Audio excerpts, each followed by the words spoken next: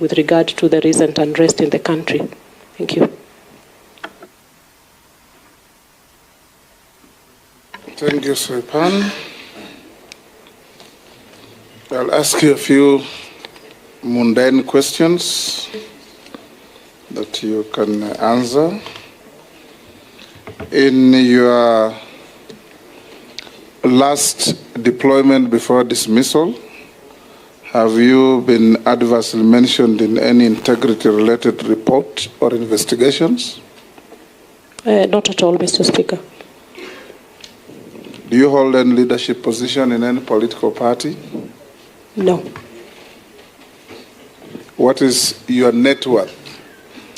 Mr. Speaker, my net worth stands at 243,448 million Kenya shillings. How much were you worth at the last?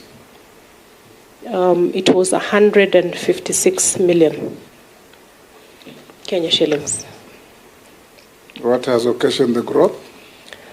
Mr. Speaker, it's largely appreciation of assets, private business, and one asset acquired within Nairobi, Mr. Speaker. Thank you. We'll come to the end there. Your documents have been looked at, compared with what you sent to us, and they've been found to be in order. So your originals will be given back to you. Memoranda.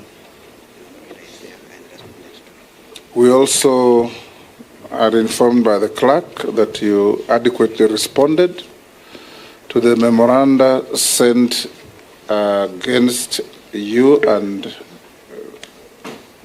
there were 44. Some were just saying, well done. Others were saying you are not suitable, and so on. Those that had any details, you have responded. So unless you are lawfully held, you are hereby discharged. Thank you, Honorable Speaker. Appreciated. Thank you.